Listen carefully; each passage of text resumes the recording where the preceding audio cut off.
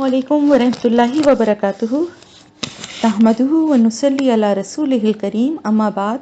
फ़अऊज़ु बिल्लाहि मिनश शैतानिर रजीम बिस्मिल्लाहिर रहमानिर रहीम। तो हज़रत इब्राहीम अलैहिस्सलाम के वाक़े का जो है मज़ीद आगे जो है सिलसिला चल रहा है कि जिस तरह से कि उनके साथ उनकी कौम ने किया, और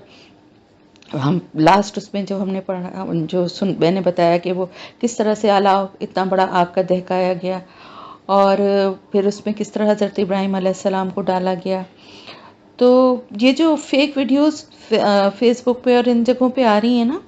ये सिर्फ हज़रत इब्राहीम अलैहिस्सलाम के वाक़े से मुताल्लिक़ नहीं है, बल्कि बहुत सारी, क्योंकि हमारे यहाँ देखो, हाँ ज़ाहिर है हमें अपने पैगम्बरों से तो अक़ीदत है ना, हम उनके वाक़यात को सुनते हैं तो हमारा दिल चाहता है उन जगहों को देखने का, वहाँ जाने का, और उनसे रिलेटेड जो चीज़ें हैं उनको भी देखने का। तो लोग जो है ना वो इस कमज़ोरी से फ़ायदा उठाते हैं। सब नहीं, बहुत से अच्छे लोग भी हैं जो सही इन्फॉर्मेशन दे रहे होते हैं, लेकिन कुछ ऐसे भी हैं, जैसे एक फेसबुक पर एक हैं कोई साहब, मुझे नाम उनका नहीं याद है, बाई चांस ऐसे ही मैंने उनका पेज लाइक कर लिया था, तो वो बहुत मतलब ऑथेंटिक उनकी जो इन्फॉर्मेशन है होती है, और वो लाइव वो उन जगहों पे लेके जाते हैं और दिखाते हैं कि किस तरह से कहाँ पर। तो एक बात का ख़ास सब ख्याल रखा करें कि बहुत कुछ आजकल झूठ और मीडिया जो है ना इतना ज़्यादा, क्योंकि उन लोगों को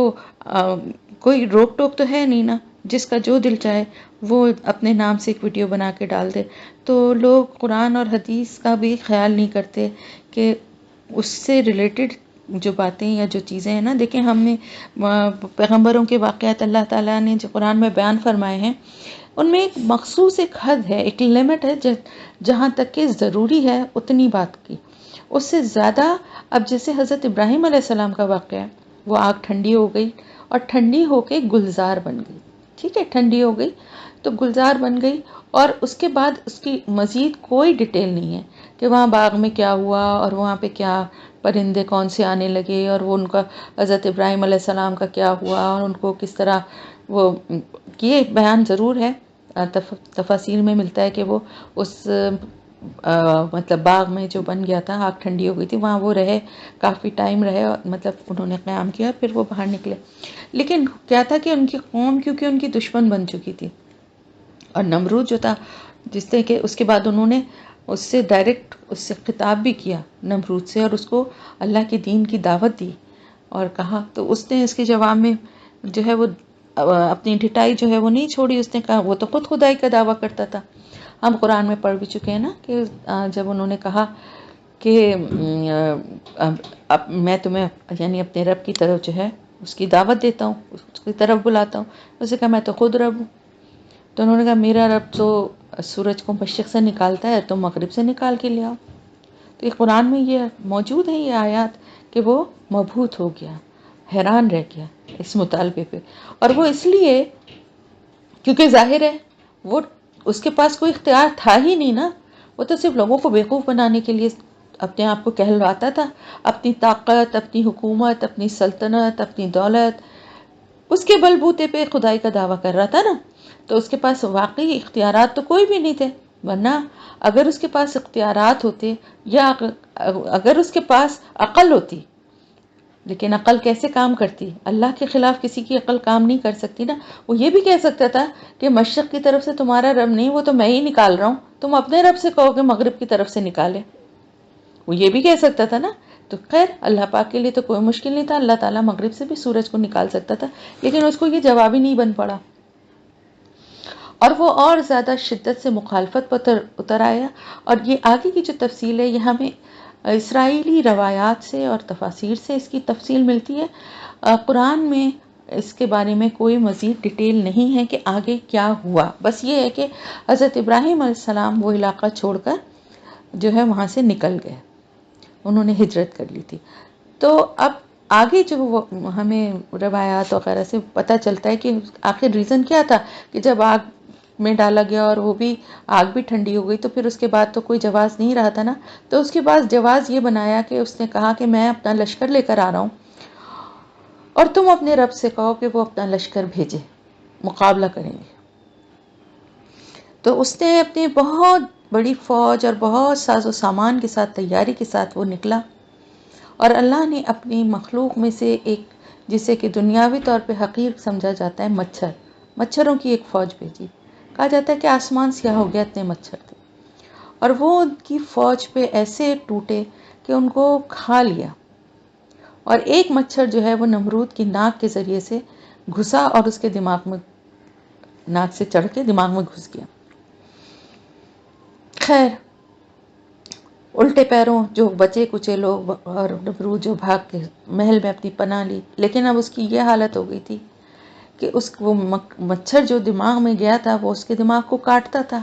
کھانے کے لیے، خون پینے کے لیے، تو اس کے سر پہ جب جوتے یا ڈنڈے برسائے جاتے تھے تو وہ مچھر چھوڑ دیتا تھا، تو اس کو سکون ملتا تھا، تو جتنی زندگی تھی اس کی باقی رہ گئی تھی وہ عبرت کا نشان بن گیا، اور اسی طرح جوتے اور ڈنڈے کھاتے کھاتے دماغ اس کا پھٹ گیا اور وہ مر گیا، ایسی لعنتی اور منحوس موت مر گیا، جیسی اس نے حرکت کی تھی اور جس طرح کا اس نے دعویٰ کیا تھا، اور پھر اس پہ شرمندہ اور توبہ بھی نہیں کی، تو پھر اس کا انجام ایسا ہی ہونا تھا۔ ادھر حضرت ابراہیم علیہ السلام جو تھے وہ وہاں سے اس علاقے سے نکل گئے، اور میں نے بتایا تھا جیسے کہ آپ کو کہ حضرت لوط علیہ السلام جو کہ ان کے بھتیجے تھے وہ بھی ان کے ساتھ وہاں سے نکل گئے، کیونکہ کچھ ہی لوگ تھے جو ایمان لائے تھے۔ تو جب وہاں سے نکلے اور یہ اس جگہ سے ہجرت کر کے یہ لوگ فلسطین کے علاقے میں پہنچے، تو وہاں پر حضرت ابراہیم علیہ السلام نے جو ہے، میں نے آپ کو بادشاہ کا شاید واقعہ سنایا تھا کہ راستے میں ایک ملک گزرا تھا جہاں پہ کہ حضرت سارہ جو تھیں بہت خوبصورت تھیں، تو جب وہ وہاں سے شام کی طرف ہجرت کرتے ہوئے آئے تو راستے میں وہ یعنی آپ یہ سمجھیں کہ بابل جو ہے وہ تھا عراق میں تھے وہ حضرت ابراہیم علیہ السلام۔ یہ واقعہ جو ہے یہ عراق کا ہے، یہ کتابوں میں بھی موجود ہے، اور میں نے آپ کو جو جگہ بھی بتائی تھی وہ بھی عراق کی ہی بتائی تھی۔ تو پہلی بات تو یہ کہ وہ عراق سے جب نکلے تو راستے میں وہ مصر پڑا، اور مصر میں وہاں کا جو بادشاہ تھا جس کے بارے میں نے آپ کو بتایا تھا، تو اس نے جو ہے حضرت سارہ کی طرف مطلب غلط نظر سے ان کو دیکھا، اور وہ اس کا یہ قاعدہ تھا کہ وہ کسی کی بھی خوبصورت بیوی کو دیکھتا تھا تو وہ اس آدمی کو مروا دیتا تھا اور اس کو اپنے حرم میں داخل کر لیتا تھا۔ تو جب وہ وہاں سے گزرنے لگے تو انہوں نے کہا کہ حضرت ابراہیم علیہ السلام نے کہا کہ روئے زمین پر میرے اور تیرے سوا کوئی ایمان والا نہیں ہے۔ یہ واقعہ میں شاید آپ لوگوں کو بتا چکی ہوں نا۔ تو بادشاہ جب پوچھے تو میں اس کو یہ بتاؤں گا کہ تم میری بہن ہو، کیونکہ اہل ایمان ایک دوسرے کے بہن بھائی ہیں نا، تو تم اس بات کو میری جھٹلانا نہیں۔ اور بادشاہ نے جب ظاہر بھائی کو تو شوہر سمجھ کے تو وہ مروا دیتا، لیکن خیر اس نے جب ان کو حضرت سارہ جو تھی ان کو اپنے پاس بلوایا، لیکن جب ان کی طرف بری نیت سے وہ بڑھنے کی کوشش اس نے کی تو مفلوج ہو گیا۔ تو اس نے اللہ سے دعا کی، اس نے کہا حضرت سارہ سے کہ اللہ سے دعا کرو کہ تو میں تمہیں چھوڑ دوں گا، اور میرے لیے بس دعا کرو کہ مجھے اللہ ٹھیک کر دے۔ تو انہوں نے دعا کی تو وہ ٹھیک ہو گیا، لیکن اس نے پھر بری نیت سے ان کی طرف ہاتھ بڑھایا تو پھر وہ اس کو پکڑ لیا اللہ نے۔ اس طرح 3 دفعہ ہوا۔ جب تیسری دفعہ ہوا تو اس نے اپنے دربان سے کہا کہ یہ تم میرے پاس کس جادوگر کو لے کر آئے ہو، اور اس کو واپس لے کر جاؤ۔ اور حضرت ابراہیم علیہ السلام اس پورے وقت جب ان کی بیوی وہاں گئیں تو وہ جو ہے نماز پڑھتے رہے اور دعا کرتے رہے، اور بادشاہ نے جو ہے پھر کیا کیا کہ ان کے ساتھ ایک یعنی ساز و سامان بھی دیا، کیونکہ وہ ڈر گیا، اس نے کہا کہیں میرے اوپر کوئی جادو کر کے مجھے نقصان نہ پہنچائے، تو اس نے ساز و سامان بھی دیا، اور حضرت بی بی ہاجرہ جو ہیں وہ ان کی کنیز تھیں، وہ بھی ان کی خدمت کے لیے دے دی۔ ٹھیک ہے، تو اب یہاں سے آپ کو یہ بات پتہ چل گئی کہ حضرت ہاجرہ کس طرح سے آئیں، اور اس کے بعد پھر حضرت ہاجرہ سے ہی،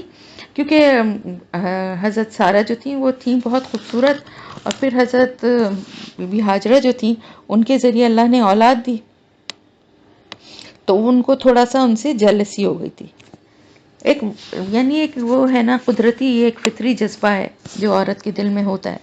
تو وہ ان کو کہتی تھی کہ یہاں ان کے ساتھ مطلب کچھ سلوک ایسا ان کا ہو گیا ہوگا کہ ان کو اچھا نہیں لگتا تھا. تو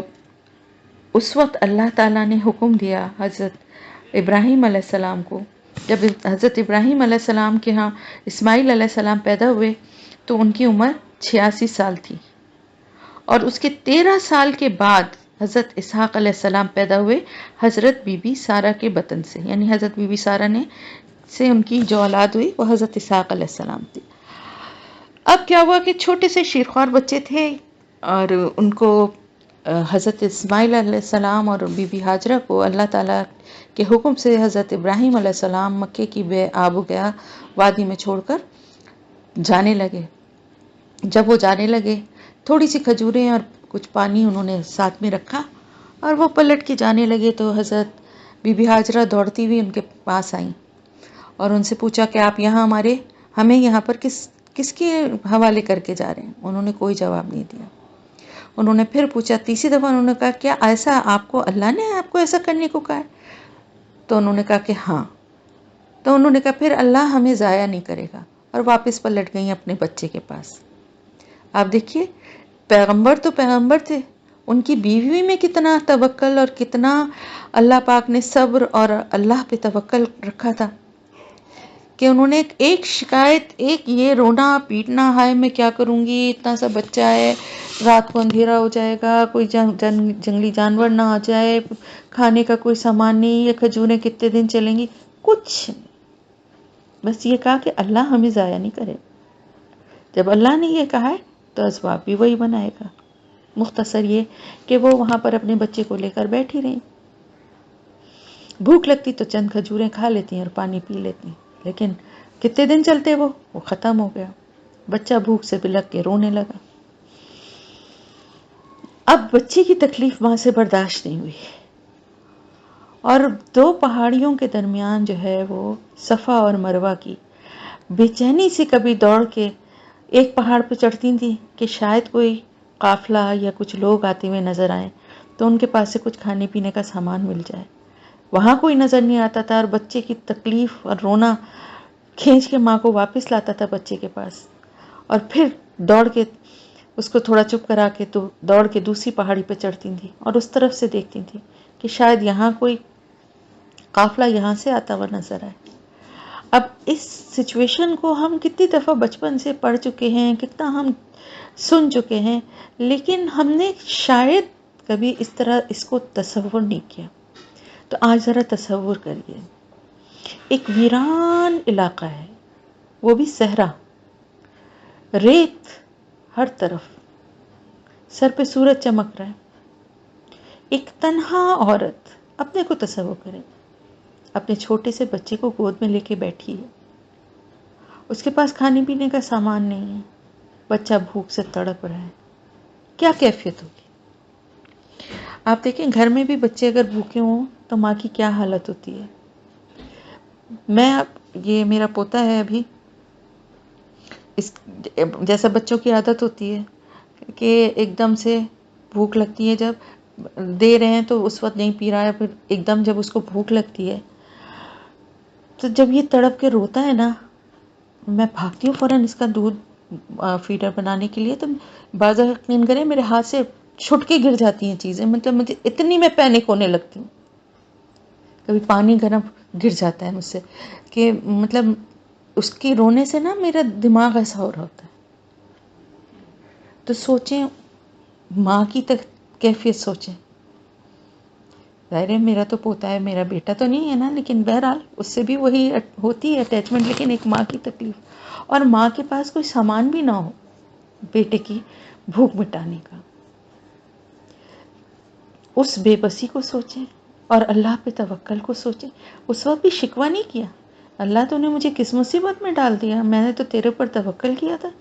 اور تو نے مجھے یہاں ایسے ڈال دیا، میرا بچہ بھوک سے تڑپ رہا ہے، میں کیا کروں.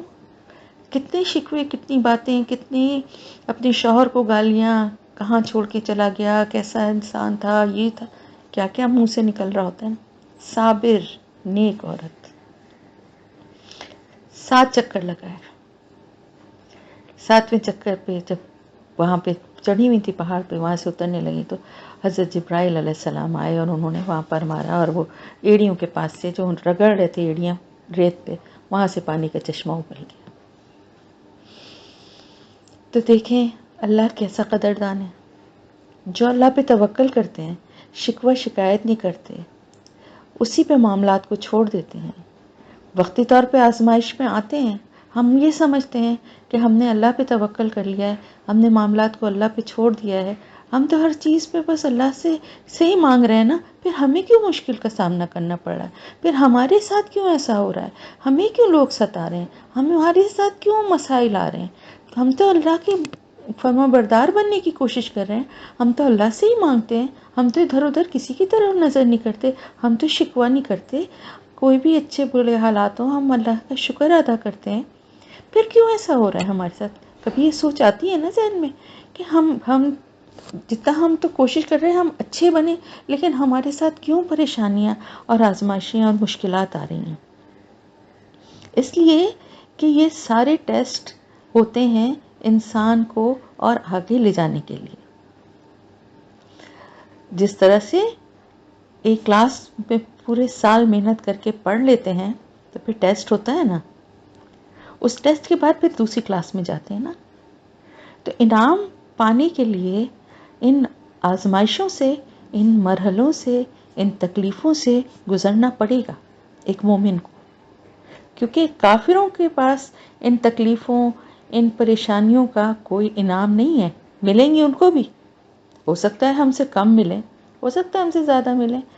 वो उनका और अल्लाह का अलग मामला है। लेकिन एक मोमिन को जो कुछ भी तकलीफ़ मिलेगी, जो कोई भी परेशानी आएगी, जो भी आजमाइश आएगी, उसका बेहतरीन अजर सवाब मिलेगा अगर उसने वैसे ही किया जैसा कि अल्लाह अपने बंदों से चाहता है। ये याद रखें। तो अल्लाह के नेक बंदे और अल्लाह की नेक बंदी हज़रत बीबी हाजरा ने जब देखा उन्होंने पेट भर के पिया। और आब ज़मज़म की ये खुसूसियत है जिसका मैंने तजुर्बा हज के ज़माने में किया। हम असर से चले जाते थे, यानी 3 साढ़े 3 बजे से हम हरम में चले जाते थे, क्योंकि हज का ज़माना था और इतना रश होता था, इतना रश होता था कि अगर आप नमाज के बिल्कुल करीब जाने की कोशिश करेंगे कि अंदर एंटर हो तो आपको अंदर जगह भी नहीं मिलेगी, आपको बाहर सहन में ही बैठना पड़े। तो हम 3 साढ़े 3 बजे से हम चले जाते, 3 बजे से चले जाते थे और फिर हम वहाँ से वापस नहीं आते थे, इसलिए कि अगर एक दफ़ा निकल गए तो फिर वो जगह नहीं मिलेगी। वहीं जा नमाज बिछा के हम बैठे रहते थे, वहीं पे नमाज असर की नमाज़ पढ़ते थे, फिर नमाज़ पढ़ के तस्बीह या कुरान या जो कुछ भी पढ़ना है वहाँ पढ़ते रहते थे, या थोड़ी बातें भी कर ली कुछ इसी से अपने हज के और इससे रिलेटेड जो भी बात होती थी, जो डिस्कस करना होता था कि अच्छा अब किस तरह करना है, क्या पढ़ना है, क्या करना है। और उसके बाद फिर मगरिब की पढ़ते थे, फिर भी वहीं बैठे रहते थे, नहीं जाते थे। क्योंकि जिन लोगों ने जो गए होंगे हज के ज़माने में या बाज़ दफ़ा रमज़ान में या उम्रे के टाइम पे भी इतना रश होता है कि एक दफ़ा मस्जिद से निकल के आप उसको वो जगह दोबारा नहीं मिलेगी। तो फिर इशा की नमाज़ पढ़ के, जब इशा की नमाज़ पढ़ लेते थे, उसके बाद दुआ वगैरह सब करके थोड़ा वेट करते थे, क्योंकि बहुत रश होता था, सब मर्द वगैरह सब एकदम निकल रहे होते थे, तो उस वक्त थोड़ा वेट करते थे, उसके बाद फिर हम निकलते थे। तो सोचें कितना लंबा टाइम पीरियड हो जाता था ना। लेकिन उस वक्त मैंने इस चीज़ को फील किया कि हम कुछ चीज़ें अपने बैग में रखते थे जो लेके जाते थे ना, यानी थोड़ी सी कुछ खजूरें रख लेते थे, कोई बिस्किट्स रख लेते थे और बॉटल्स रखते थे छोटी वाली ना, हम आबे ज़मज़म भरते रहते थे और पीते रहते थे। तो दो बहुत यूनिक बातें, बहुत ख़ास बातें आप लोगों को भी शायद मालूम हो, मगर मैं फिर भी बताऊंगी कि आबे ज़मज़म की मुझे उस वक्त अंदाज़ा हुआ कि हम 3 बजे से 8-9 तो बज ही जाते थे ना, हमें कितना लंबा टाइम पीरियड है ना। हम 2-2 3-3 बोतलें छोटी वाली जो होती है नेस्ले की, वो हम रखते थे, जाके भर लेते थे, पीते थे, फिर आके वो ख़त्म हो जाती थी, फिर भर लेते थे, जगह जगह वहाँ पे लगे हुए हैं उससे भर लेते थे।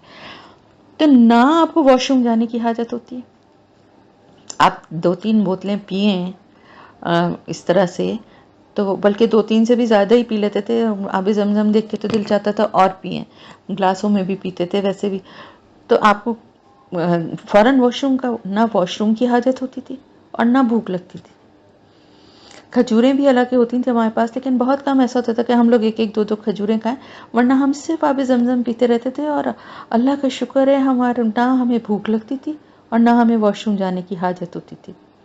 تو ایک تو یہ کہ یہ آب زمزم کا بھی وہ تھا بہت بڑا اللہ کی طرف سے معجزہ، اور دوسرا یہ کہ جیسا کہ میرے ابو، اللہ تعالیٰ ان کی بہترین مغفرت فرمائے، ابو فرماتے تھے، میرے بہت پیاری بات تھی کہ وہاں تو اللہ کے مہمان ہو نا، اللہ کیسے بھوکا رہنے دے گا، کیسے پیاسا رہنے دے گا، تو بھوک پیاس لگتی ہی نہیں تھی. ذرا اذان ہو رہی ہے تو میں تھوڑا سا پاز کر رہی ہوں، پھر کرتے. تو اگر میں یہ باتیں پہلے بتا چکی ہوں، مطلب یہ واقعہ، تو سوری، مجھے اصل میں ٹائم اتنا زیادہ بیچ میں آ جاتا ہے کہ مجھے یاد نہیں رہتا، اور باتوں میں اور بھی بہت ساری باتیں کرنے لگتی ہوں. تو ہم واپس اس واقعے کی طرف آتے ہیں. تو بہرحال وہی پیتے رہیں، اور پھر میں نے جیسا کہ بتایا بھی تھا کہ وہاں پر آبادی ہونے لگی، کیونکہ قافلے گزرے اور پہلے جہاں پانی ہوتا تھا وہیں پر لوگ اپنا قیام کرتے تھے. تو انہوں نے کہا ٹھیک ہے آپ رہیں، اور پھر انہی قبیلوں میں سے حضرت اسماعیل علیہ السلام نے شادی بھی کی، اور وہ عرب نسل میں ہی مطلب ایک طرح سے ہو گئے. انہیں لوگوں میں وہ عربی جو قبائل تھے انہی میں ان کی شادی ہوئی، تو اولادیں ان کی سب آپ صلی اللہ علیہ وسلم انہی کی نسل سے تھے. تو اب کیا ہوا کہ حضرت ابراہیم علیہ السلام جو ہیں وہ کئی سال تک تو نہیں آئے، اور جب آئے تو حیران رہ گئے کہ وہاں پہ جہاں پہ اپنی بیوی کو اور بچے کو چھوڑا تھا وہاں پر تو بھائی اب آبادی ہے اور رونق ہے اور لوگوں چہل پہل ہے. تو ویسے تو اس کی ڈیٹیل اتنی زیادہ قرآن میں نہیں ہے، اور جو اسرائیلی روایات ہیں ان میں بہت مس گائیڈ بھی کیا گیا ہے، کہ مطلب جیسے کہ حضرت ابراہیم علیہ السلام جب حضرت اسماعیل علیہ السلام جوان ہو گئے تو جب آئے، ایسا نہیں تھا. ظاہر خیر خبر لینے کے لیے کچھ عرصے میں وہ آتے ہی رہے. اللہ تعالیٰ نے یہ تھوڑی کہا تھا کہ ان کو زندگی بھر کے لیے ایسے چھوڑ دو. بہرحال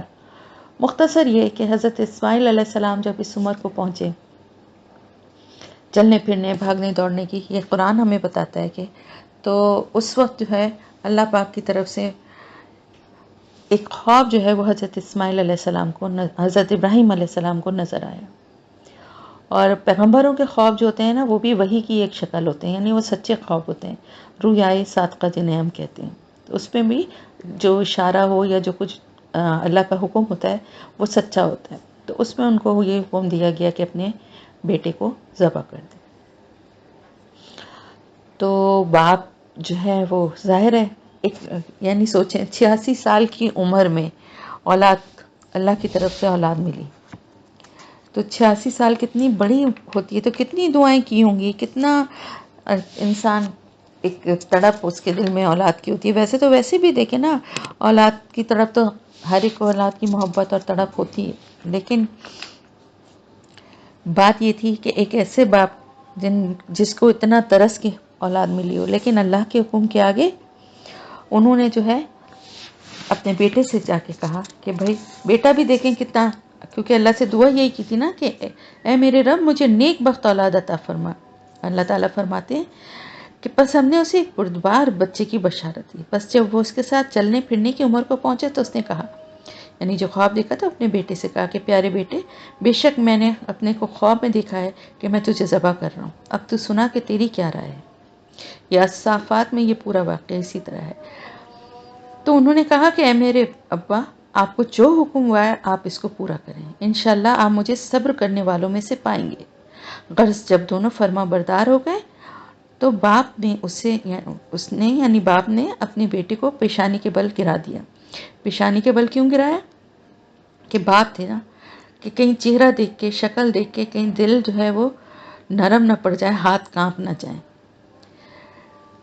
تو جب انہوں نے یہ کیا تو پھر اللہ تعالیٰ فرماتے ہیں کہ ہم نے آواز دی کہ اے ابراہیم، یقیناً تم نے اپنے خواب کو سچ کر دکھایا، بے شک ہم نیکی کرنے والوں کو اسی طرح بدلہ دیتے ہیں. در حقیقت یہ ایک کھلا امتحان تھا، اور ہم نے ایک بڑا ذبیحہ اس کے فدیے میں دے دیا، اور ہم نے اس کا ذکر خیر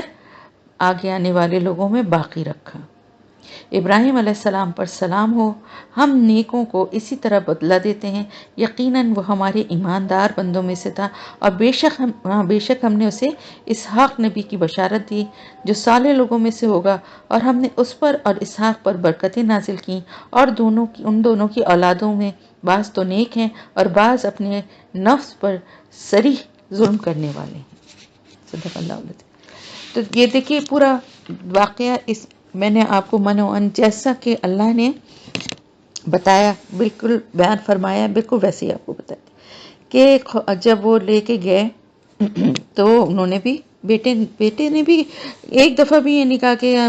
ایسے تو آپ ہمیں چھوڑ کے چلے گئے تھے، اب آئے ہیں تو قربانی مانگ رہے ہیں، میں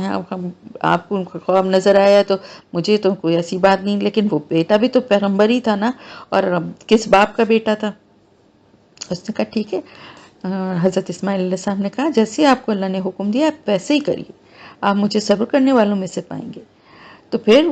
اللہ کی طرف سے جو ہے ایک مینڈھا کہا جاتا ہے، بعض کہتے ہیں بکرا، لیکن بہرحال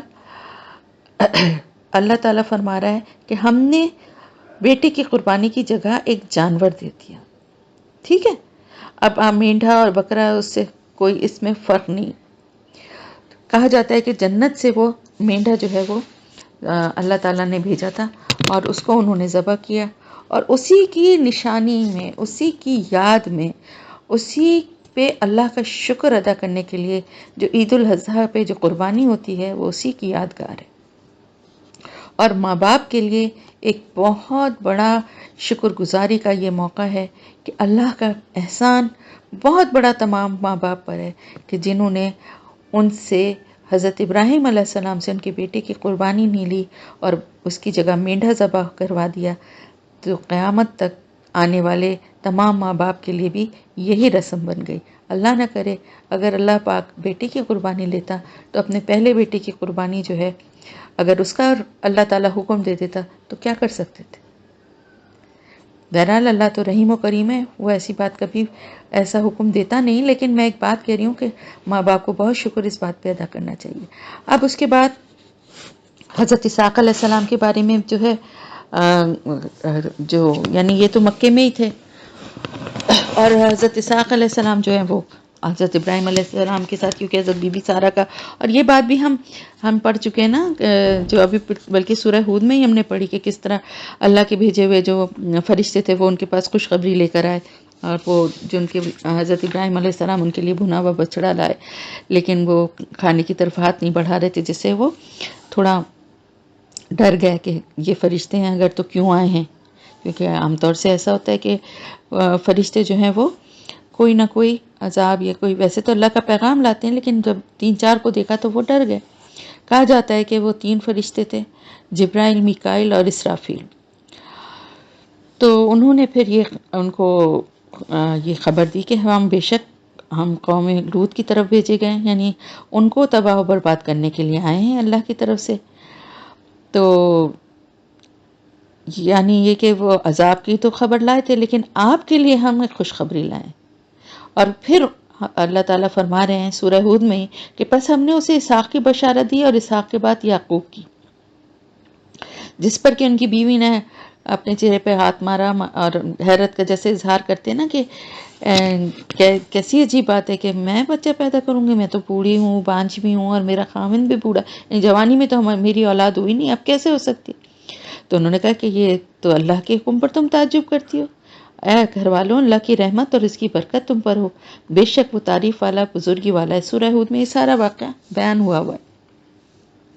تو اللہ تعالیٰ نے نہ صرف یہ کہ ان کو اسحاق کی بشارت دی بلکہ اسحاق کے بعد یعقوب کی بھی بشارت دی۔ تو آپ اس سے یہ کیا پتہ چلتا ہے کہ ان کی زندگی یعنی اتنی رہے گی کہ ورنہ وہ صرف اسحاق کی بشارت دیتے نا اور کہتے کہ اس کے بعد اور ان کی اولادیں بھی ہوں گی، لیکن خاص طور سے ان کا نام حضرت یعقوب علیہ السلام کا مینشن کرنے کی دلیل یہ سمجھ میں آتی ہے کہ ابراہیم علیہ السلام کی بیوی اپنے بیٹے اسحاق سے بھی فائدہ اٹھائیں گی، پھر اسحاق کے یہاں یعقوب پیدا ہوں گے، یعنی ان دونوں کی زندگی میں یعقوب علیہ السلام پیدا ہوں گے تاکہ ان کے ساتھ ساتھ یعنی بیٹے کے ساتھ ساتھ پوتے سے بھی ان کی آنکھیں ٹھنڈی ہوں۔ اگر یعقوب نے اپنے دادا اور دادی کی زندگی میں پیدا نہ ہونا ہوتا تو یعقوب علیہ السلام کا نام کا ذکر کرنے کا کوئی فائدہ نہیں تھا۔ یہی کہا جا سکتا تھا، اللہ تعالیٰ فرما سکتے تھے کہ آنے والی تمام اسحاق کی اولاد اور نسل کی خوشخبری دی جا سکتی تھی۔ جب خاص طور پہ یعقوب کا خصوصی طور پر ذکر کیا گیا تو یہ اس بات کی دلیل ہے کہ وہ ان کی زندگیوں میں پیدا ہوں گے، ان کی آنکھوں کی ٹھنڈک کا ذریعہ بنیں گے۔ پھر حضرت اسماعیل علیہ السلام جو کہ مکے میں تھے، حضرت ابراہیم علیہ السلام جب وہاں آئے اور انہوں نے دعا یہ کی کہ اے میرے رب اس شہر کو امن والا بنا دے۔ اہل کتاب کا خیال یہ ہے کہ یعقوب علیہ السلام نے مسجد اقصی کی بنیاد رکھی جو بیت المقدس کے پاس ہے، اور ابراہیم اور اسماعیل علیہ السلام نے بیت اللہ بنانے کے 40 سال بیت اللہ کی تعمیر کی، اور اس کے 40 سال بعد یعقوب علیہ السلام نے مسجد اقصی بنائی۔ تو ایک چیز کو اور کریکٹ کر لیجئے جو کہ ایک بہت غلط بات بڑی مشہور ہے، قبلہ اول، قبلہ اول کے لیے دعا کریں، یا قبلہ اول کی رہائی کو وہاں سے ان کے چنگل سے نکالا جائے۔ قبلہ اول بیت المقدس کیسے ہو گیا؟ میں ہمیشہ جس سے بھی سنتی ہوں کریکٹ کرتی ہوں، قبلہ اول تو خانہ کعبہ ہے، دنیا پہ پہلا گھر جس کی طرف رخ کر کے نماز پڑھی جاتی ہے وہ قبلہ، وہ خانہ کعبہ ہے۔ تو بیت المقدس کو قبلہ اول کیوں کہتے ہیں؟ تو ٹیمپریریلی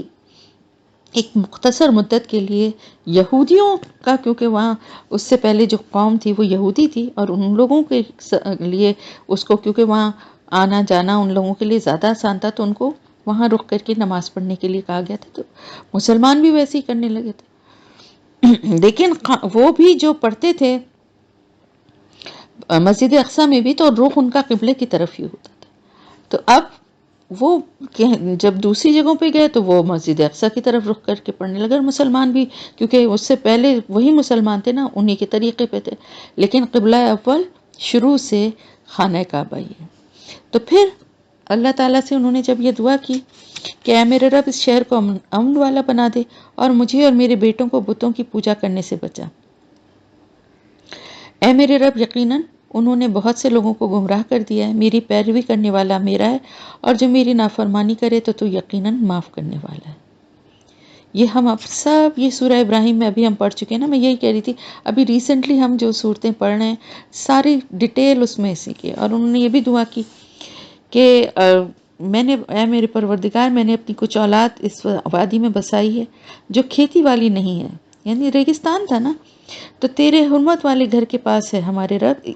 یہ اس لیے ہے کہ وہ نماز قائم کریں، بس تو لوگوں کے دلوں کو اس طرف پھیر دے اور انہیں پھلوں کا رزق عطا فرما تاکہ وہ شکر گزاری کریں۔ اے ہمارے رب تو خوب جانتا ہے جو ہم چھپائیں اور ظاہر کریں، زمین و آسمان کی کوئی چیز اللہ پر پوشیدہ نہیں۔ اللہ کی تعریف و حمد ہے جس نے مجھے بڑھاپے میں اسماعیل اور اسحاق علیہ السلام عطا فرمائے، بے شک میرا رب دعا سننے والا ہے۔ اے میرے پالنے والے، مجھے نماز قائم کرنے والا بنا، اور میرے اولاد کو بھی، اے میرے رب، اور میری دعا قبول فرما، اور اے میرے پروردگار مجھے بخش دے، اور میرے ماں باپ کو بھی، اور ایمان والوں کو بھی جس دن حساب ہونے لگے، آمین۔ تو یہ پورا ذکر ہے نا، اور یہ دعا بھی ہے، سب کچھ ہے۔ تو پھر بیت اللہ کی جو تعمیر ہے وہ حضرت ابراہیم علیہ السلام اور حضرت اسماعیل علیہ السلام دونوں نے مل کر کی، اور کس طرح سے کی اس کے بارے میں قرآن کیا فرماتا ہے؟ اور اس وقت کو یاد کرو جب ہم نے ابراہیم علیہ السلام کے لیے بیت اللہ کی جگہ مقرر کر دی، اور ہم نے حکم دیا کہ میرے ساتھ کسی چیز کو شریک نہ بنا، اور میرے گھر کو طواف کرنے والوں، قیام کرنے والوں اور رکوع و سجود کرنے والوں کے لیے پاک کر، اور لوگوں میں حج کا اعلان کر۔ وہ تیرے پاس پیدل چل کر اور ہر دبلے پتلے اونٹ پر سوار ہو کر آئیں گے، اور دور دراز کی تمام راہوں سے آئیں گے۔ یعنی حج کے لیے جو ہے وہ دعوت دو لوگوں کو کہ وہ لوگ آئیں، دور دور سے آئیں اور آ کر یہاں پر حج کریں۔ پھر سورہ آل عمران میں ہم پڑھ چکے ہیں اللہ تعالیٰ کا پہلا گھر جو لوگوں کے لیے مقرر کیا گیا وہی ہے جو مکے میں ہے، جو تمام دنیا کے لیے برکت والا ہے، اور اس میں کھلی کھلی نشانیاں ہیں۔ اس میں مقام ابراہیم ہے، جو اس میں آئے وہ اس والا ہو جاتا ہے، اور اللہ کے لیے لوگوں پر بیت اللہ کا حج کرنا فرض ہے جو اس کی طرف راہ پا سکتے ہوں، اور جس نے کفر کیا تو اللہ اس سے بلکہ تمام دنیا سے بے نیاز ہے۔ تو پھر اب جب یہ ہو گیا تو اللہ نے اپنے بندے کو جب چن لیا کہ اس کی تعمیر کے لیے اس جگہ کی اللہ نے رہنمائی فرمائی، پھر حضرت ابراہیم علیہ السلام اور حضرت اسماعیل علیہ السلام دونوں نے مل کر جو ہے اس کی تعمیر شروع کر دی۔ اور کہا جاتا ہے کہ وہ پتھر اٹھا اٹھا کے دیا کرتے تھے، اور جو حضرت ابراہیم علیہ السلام ہیں وہ اس کو اوپر نصب کرتے رہتے تھے، اور وہ پتھر جو تھا وہ بلند ہوتا جاتا تھا، یعنی جتنا وہ جس دیوار جتنی بلند ہوتی تھی پتھر بھی بلند ہوتا جاتا تھا. پھر اس پتھر پہ ابراہیم علیہ السلام کے قدموں کے نشان اب بھی تر و تازہ ہیں. حالانکہ ننگے پاؤں تھے اور آپ نے جوتے نہیں پہنے ہوئے تھے، لیکن اس کے باوجود ان کے نشان، پاؤں کے نشان پتھر پر ثبت ہو گئے ہیں. اور اس تعمیر بیت اللہ کا تذکرہ اللہ تعالیٰ نے یوں فرمایا کہ اس وقت کو یاد کرو جب ابراہیم اور اسماعیل علیہ السلام بیت اللہ کی بنیادوں کو بلند کر رہے تھے اور دعا کر رہے تھے کہ اے ہمارے رب ہم سے قبول فرما، بے شک تو ہی سننے والا، علم والا ہے. دونوں جو تھے اللہ کے لیے بہت مخلص اور اللہ کے انتہائی فرما بردار بندے تھے. اور اللہ تعالیٰ سمیع و علیم ہے، سن بھی رہا تھا اور جانتا بھی تھا ان کی دل کی کیفیت، اور ان کی فرما برداری اور ان کی جد و جہد جو ہے وہ اللہ کو نظر آ رہی تھی، اور وہ اس کے باوجود بھی اس کی قبولیت کی دعا بھی ساتھ ساتھ کرتے جا رہے تھے. اور پھر انہوں نے یہ بھی دعا فرمائی کہ یہاں پر جو ہے پھل اور رزق کے لیے انہوں نے دعا فرمائی کہ یہاں اس جگہ جو ہے فراوانی سے، اور آج تک آپ دیکھیں وہاں پر کچھ پیداوار نہ ہونے پہ بھی ساری دنیا کے پھل، میوے، ہر چیز وہاں اویلیبل ہے. پھر انہوں نے حضرت ابراہیم علیہ السلام نے اللہ سے یہ بھی دعا کی کہ انہی میں سے ایک رسول بھیج، یعنی ایک ایسا رسول جو انہی میں سے ہو، انہی کی طرح فصیح و بلیغ اور صاف زبان عربی بولتا ہو،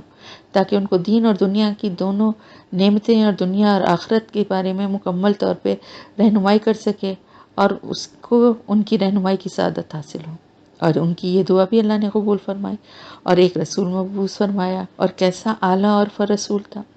کہ اس کے ساتھ اپنے انبیاء اور رسول کا سلسلہ مکمل کر دیا، اور دین اس کے لیے مکمل کر دیا جو ان سے پہلے کسی نبی کے لیے مکمل نہیں ہوا تھا، اور آپ کا پیغام روئے زمین کے تمام لوگوں کے لیے عام کر دیا. حالانکہ مختلف قوموں کے لیے مختلف اوقات میں مختلف پیغمبر آتے رہے، لیکن یہ دنیا کے تمام علاقوں اور شہروں کے لیے اور ہر دور کے لیے اور قیامت کے دن تک ہر انسان کے لیے یہ جگہ جو ہے وہ مقدس ہے، اور رسول جو ہیں وہ آخری رسول ہیں. باقی انبیاء کے مقابلے میں آپ کے خصائل بھی زیادہ ہیں. آپ اشرف و اعلیٰ تھے، اخلاق کے عمدہ تھے، زبان کے عمدہ تھے، فصیح و بلیغ تھے، بہت انتہائی درجے کے شفیق تھے، سب پہ رحم کرنے والے، سب کے ساتھ مہربان، سب کے ساتھ تھے، محبت اور دل کی نرمی، یہ ساری آپ کی خصوصیات تھیں. اور زمین پر ابراہیم علیہ السلام نے زمین والوں کے لیے کعبۃ اللہ کی تعمیر کی ہے، اور اس لیے آپ اس بات کی بھی مستحق قرار پائے کہ آپ کی اولاد میں پیدا ہونے والا آخری نبی بھی اونچے اور بلند مقام پر فائز ہو. اور اسی طرح آسمان پر اسی جگہ جہاں پہ دنیا میں خانہ کعبہ ہے، بیت معمور ہے جو 7 آسمان والوں کا کعبہ ہے اور برکت والا ہے. اس میں ہر روز 70,000 فرشتے عبادت کے لیے یعنی طواف کے لیے داخل ہوتے ہیں، اور جن کی ایک دفعہ باری آ گئی ہے، سب سے پہلے جن کی باری تھی وہ قیامت تک دوبارہ ان کی باری نہیں آئے گی. یعنی اتنے فرشتے ہیں اللہ کے. تو اللہ کو صرف ہماری عبادت نہیں چاہیے، اللہ کو ہماری فرمانبرداری چاہیے، اللہ پہ توکل چاہیے، شکر گزاری چاہیے اور اطاعت چاہیے. تو پھر اب آپ یہ دیکھیں کہ پھر حضرت جبرائیل علیہ السلام جو ہیں وہ حجر اسود لے کر آئے جو کہ جنت کا پتھر ہے، اس کو بھی وہاں پر نصب کیا گیا، اور وہ پتھر جو ہے وہ دودھ کی طرح سفید تھا جو کہ اب کالا ہو گیا ہے. لوگوں کے گناہوں کی وجہ سے کہا جاتا ہے کہ وہ کالا ہو گیا ہے، کیونکہ اس کے اوپر سارے جو گناہوں کی سیاہی ہے وہ آ گئی، اور ایک چھوٹا سا ڈاٹ رہ گیا ہے جو کہ اب سفید. تو تقریباً حضرت ابراہیم علیہ السلام کا واقعہ جو ہے، ایک اور واقعہ جو ہے وہ سورہ بقرہ میں ہم پڑھ چکے ہیں کہ جس میں انہوں نے اللہ تعالیٰ سے ایک ریکویسٹ کی تھی، ایک درخواست کی تھی کہ مجھے تو یہ دکھا کہ مردوں کو تو کیسے زندہ کرے گا. جس پہ اللہ تعالیٰ نے فرمایا کہ کیا تو اس پر یقین نہیں رکھتا؟ انہوں نے کہا کہ ہاں، لیکن میں نے یہ سوال اس لیے کیا تاکہ میرا دل مطمئن ہو جائے. تو اللہ تعالیٰ نے فرمایا 4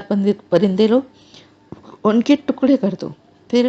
ہر پہاڑ پر ان کا ایک ایک ٹکڑا رکھ دو، یعنی 4 پرندے لے کے ان کے 4 ٹکڑے کر دو، اور ٹکڑوں کو مکس کر کے الگ الگ پہاڑ پہ، یعنی ایک ایک ٹکڑا ایک پرندے کا رکھو، ایک پرندے کے ٹکڑے ساتھ نہ رکھو۔ انہوں نے اسی طرح سے کیا۔ پھر اللہ نے ان کو حکم دیا، کیونکہ اس سے پہلے یہ تھا کہ اللہ تعالیٰ نے ان سے کہا تھا کہ پرندوں کو پالو کہ وہ تمہاری آواز پہ آنے والے ہو جائیں، یعنی بلانے پہ، تو وہ پالتو ہو گئے، اور وہ ان کی آواز پہ جو بھی وہ سیٹی ہے جو آواز دیتے تھے اس پہ وہ آ جاتے تھے۔ پھر اس کے بعد یہ ہوا، تو پھر اللہ تعالیٰ کے لیے تو جب کن کہتا ہے وہ تو وہ ہو جاتا ہے۔ تو کوئی